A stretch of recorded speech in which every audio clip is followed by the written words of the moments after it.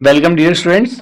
आज हम one dimensional array को डिस्कस करेंगे और जैसा आप अपनी स्क्रीन पे देख पा रहे हो, इस टॉपिक को कंप्लीट करने के बाद हम ये 5 डिफरेंट लर्निंग आउटकम्स यहाँ पे अचीव करेंगे। After completing this topic, in the first learning outcome you will be able to define and classify the array, जिसमें आप देखेंगे नीड ऑफ द एरे क्या है, एरे की रिक्वायरमेंट क्यों पड़ी और बेसिकली एरे होता क्या है और एरेज कितने टाइप के होते हैं। In the second learning outcome, you will be able to declare, initialize and represent one-dimensional array into the memory. In the third learning outcome, you will be able to calculate address of an element from the given one-dimensional array. आपके पास कुछ limited element होंगे तो आप address directly evaluate कर सकते हो अगर आपको उसके फर्स्ट एलिमेंट का एड्रेस पता है, लेकिन अगर एरे का साइज बिगर हो जाता है तो उस केस में डिफिकल्ट हो जाता है टू कैलकुलेट द एड्रेस या to find the address. In the fourth learning outcome, you will be able to explain reading and writing of one-dimensional array element. कि हम वन डायमेंशनल एरे एलिमेंट्स की कैसे reading perform करेंगे और कैसे writing perform करेंगे. Reading का मतलब इनपुट कराना, राइटिंग का मतलब प्रिंट कराना या डिस्प्ले कराना. And in the fifth learning outcome you will be able to describe advantages and disadvantages of array. तो दिस इज द ऑब्जेक्टिव. अगर मैं इस टॉपिक के एग्जामिनेशन में वेटेज की बात करूं, इंपॉर्टेंट टॉपिक है, बेसिक कॉन्सेप्ट्स इसके अंदर इनकॉर्पोरेटेड है. इससे usually short answer questions frame होते हैं या कॉम्पिटिटिव एग्जामिनेशन में मल्टीपल चॉइस क्वेश्चंस फ्रेम होते हैं. सो कॉम्पिटिटिव एग्जामिनेशन में बी और कैंपस प्लेसमेंट और द गेट एग्जामिनेशन. अगर मैं इसकी अदर टॉपिक से लिंकिंग की बात करूं, क्योंकि एरे फाउंडेशन है और ये ग्रुप ऑफ एलिमेंट्स के साथ डील करता है, group of similar data element के साथ डील करता है, तो जहां पे भी आप ग्रुप ऑफ एलिमेंट्स के साथ डील करेंगे वहां पे आप एरे के कॉन्सेप्ट को अप्लाई करेंगे ही करेंगे. जैसे आप डाटा स्ट्रक्चर आगे स्टडी करेंगे तो डाटा स्ट्रक्चर, जितने भी डिफरेंट टाइप के डाटा स्ट्रक्चर्स हैं उनको आप एरे से भी इंप्लीमेंट कर सकते हो और उसको आप पॉइंटर से भी इंप्लीमेंट कर सकते हो. पॉइंटर की बात करते हैं तो लिंक्ड लिस्ट से भी आप उसको इंप्लीमेंट कर सकते हो. बस एरे के साथ जो इसकी अपनी ड्रॉबैक्स हैं जिसको हम लर्न करेंगे कि भाई इसमें स्टैटिक मेमोरी एलोकेशन होता है, इसके साइज को हम इंक्रीज या डिक्रीज नहीं कर सकते रन टाइम पे, वो इसकी एक ड्रॉबैक है. बट देखेंगे उसको कैसे रेक्टिफाई करते हैं, क्योंकि डायनेमिक एरे का भी कॉन्सेप्ट होता है, एरे को भी आप डायनेमिकली यूज कर सकते हो. आइए देखते हैं first learning outcome, that is define and classify. तो सबसे पहले बात करते हैं एरे होता क्या है, व्हाट इज एन एरे. लेकिन एरे के आगे बढ़ने से पहले मुझे लगता है कि हमें यह समझना जरूरी है कि what is the need of the array. तो जब हम नीड की बात करते हैं तो आपने देखा कि अगर मुझे कुछ एलिमेंट्स के साथ डील करना है, सिर्फ मुझे 1 to 5 नंबर्स प्रिंट कराने हैं, मुझे क्या करना है 1 2 3 4 5 प्रिंट कराने हैं, तो आई कैन इजीली प्रिंट है. या आप क्या कर सकते हैं, प्रिंट करा सकते हैं.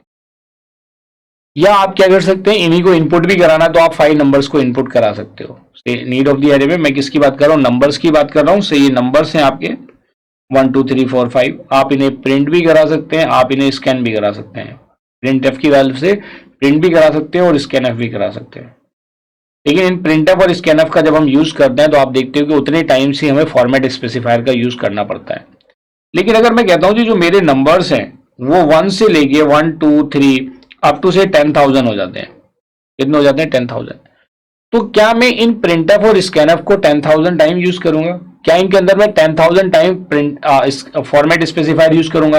क्योंकि अगर मुझे इन एलिमेंट्स को इनपुट कराना है, क्या कराना है, इनपुट कराना है, तो इनपुट कराने के लिए मुझे स्कैनफ यूज करना पड़ेगा. और स्कैनफ के अंदर क्या मैं 1000 टाइम फॉर्मेट स्पेसिफायर यूज करूंगा? कितना, 10,000 time. Is it feasible? No. तो जो प्रोग्रामर है उसका मोस्ट ऑफ द टाइम तो टाइपिंग में ही चला जाएगा, तो वो लॉजिक क्या इंप्लीमेंट कर पाएगा. तो that's why that is the need of the array. ये किसकी जरूरत है, एरे की नीड है.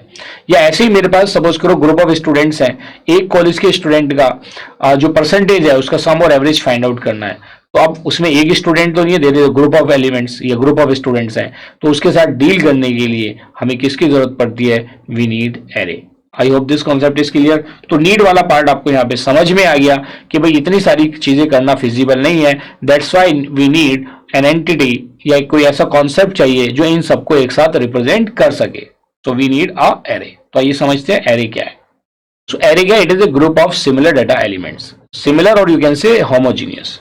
It is a group of similar data elements.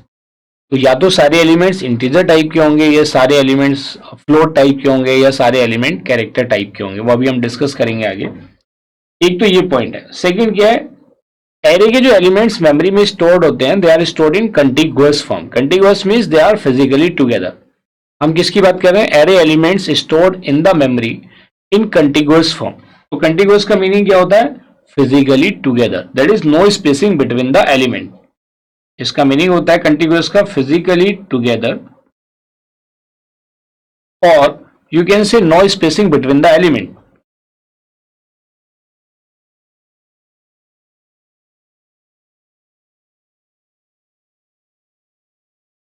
No spacing between the element. जो थर्ड इसका पॉइंट है that you need to understand about array, and you can say it is a part of the definition of the array. Third part क्या है? Third part कहता है कि भाई मैं जो एरेज हैं these are use for static memory allocation. Static memory allocation का मतलब memory is allocated at compilation time.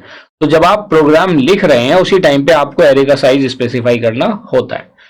It is use for static memory allocation.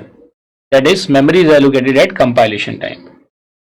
That is memory allocation at compilation time, or you have to specify the size of array at the time of writing the program, or you can say you have to specify, the programmer has to specify size of an array at the time of writing the program. इसके अपने pros and cons हैं जिसको हम इसकी drawbacks में discuss करेंगे. जो advantages और डिसएडवांटेजेस हैं उसमें हम एरे के कंपोनेंट को डिस्कस करेंगे. ठीक है कि भाई अगर आपने साइज पहले से ही दे दिया तो रन टाइम पे अगर आप उसके साइज को बढ़ाना चाहते हैं तो आप नहीं बढ़ा सकते, जिसकी वजह से मेमोरी की शॉर्टेज हो सकती है. या अगर आप कहते हैं कि जी आपने अगर एरे का साइज बड़ा ले लिया at the time of writing of the program और आप कम एलिमेंट्स के यूज कर रहे हैं तो मेमोरी क्या होगी? वेस्ट होगी. तो आप उसके साइज को रिड्यूस भी नहीं कर सकते. तो ये हमने देखा कि भाई एरे क्या है. यहां तक हमने एरे की डेफिनेशन को समझ लिया.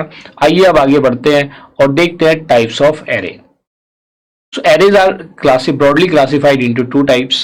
तो इस केस में आप देखेंगे वन डायमेंशनल एरे और सेकंड क्या? Multi dimensional array. So one dimensional array is also known as linear array, और it is also known as sequential array.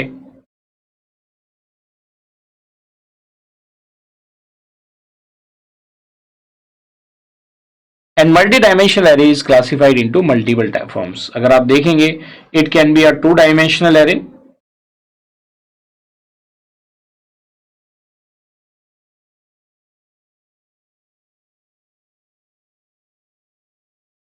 it can be three-dimensional, or you can write it as 3D array.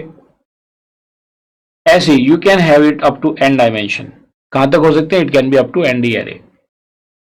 But largely जो हम यहाँ पे discuss करेंगे that will be related to two dimensional array, one dimensional array and two dimensional array को programming in C में हम यहाँ पे डिस्कस करेंगे. जैसे थ्री डायमेंशनल एरे वाला पार्ट है that will be discuss in the data structure. किसमें डिस्कस करेंगे? 3D array will be discuss in the data structure component. So this is the classification of array. Array two types में broadly classified है, one dimensional and multi dimensional.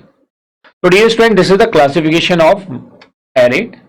इस तरह से हमने अपने यहाँ पे फर्स्ट लर्निंग आउटकम को अचीव कर लिया है, which is define and classify the array.